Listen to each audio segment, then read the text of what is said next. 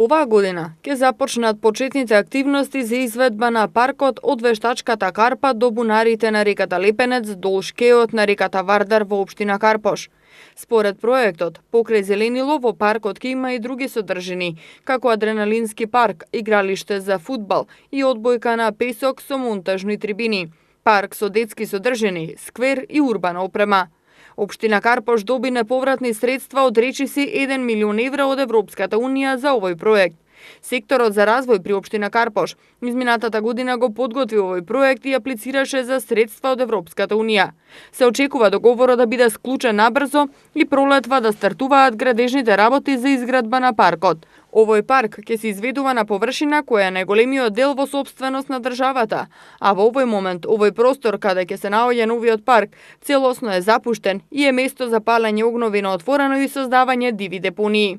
Ова ќе биде една од најатрактивните зони за спорт и рекреација во Карпош.